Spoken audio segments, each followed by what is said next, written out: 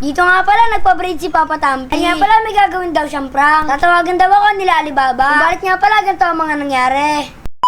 Ngayong araw nga pala, natutulog ako dito. Sinilip nga pala ni Papa Tampi yung cellphone ko. Siyempre, okay lang pala yun. Dahil nga pala, bata pa lang ako. Binabasa nga pala ni Papa Tampi kung sino chinachat-chat ko. Nagulat nga pala dito si Papa Tampi sa kanya nabasa. Dito nga pala, meron nang umandar sa kokote ni Papa Tampi. Bali nga pala, inedit niya yung minashoot ko kay Alibaba. Dito nga pala, si Alibaba ang pinakamagaling mag-study sa ibang bansa. Dahil nga pala, gusto ko siyang makalaban. Bakit nga pala, mukhang malabo yun. Kaya naman gagawa nga pala si Papa Tampi ng paraan. So ayan guys, tingnan natin kung anong reaction ni Don David. Sige natin. Don David, nag-chat na si idol mo si Alibaba. Nag-chat, tingnan mo. Nag-chat na yun. Ayun nag-chat na. Ano sabi? Hello bro, okay bro. Call me. Hello, Patrice. Papa Tampi, grabe, makakalabang ko na si Alibaba. Grabe, galing na. Ginalingan guys, kaya mo po labanan yun? Oo, syempre. Mamaya tatawag daw yun, kaya matulog ka daw muna. Tatalunin ko yun. Tropa ko yun eh.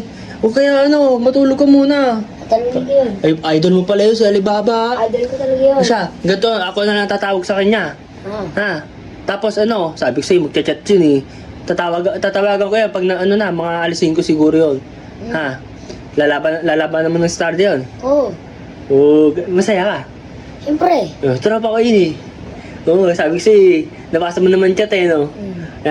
Ayan guys, mamaya nga pala guys, paglalabanin ko na sila guys. Kaya tulog ka muna. Yan, tulog muna. Yan, very good, matulog ka. Maya tatawag yun. Para ganado ka mamaya. Tulog muna. So yung guys, may naisip na naman ako kalokohan. Idol niya nga pala si Alibaba. Hindi ko kilala yun eh. Nung sinearch ko, taga ibang bansa, ang galing mag-study kayo ba? Kilala nyo si Alibaba guys? Ang galing pala mag-study noon. Tapos napansin ko sa kanya na naka-braids siya. So ito naisip ko, what if kung gagayahin ko yung si Alibaba na kahit magpapabraids ako guys. Yan. Siyempre naka-braids siya eh. Tapos, tatawagan natin si Don David. Kunwari ako si Alibaba. Di ba? Tapos magugulat siya. Nakaganto ako. Hey bro!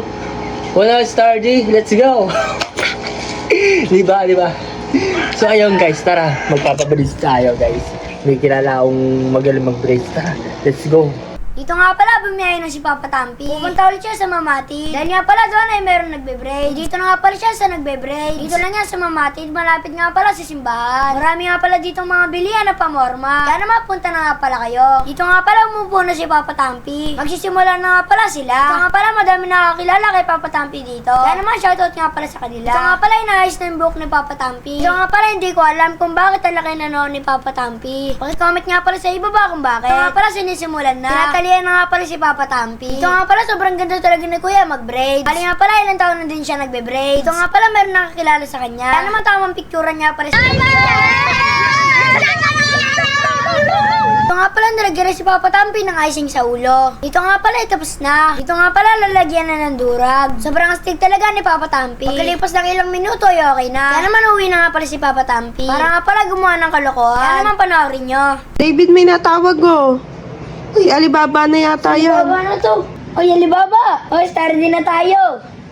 Ay, si Papa pala to. Laki ng noo.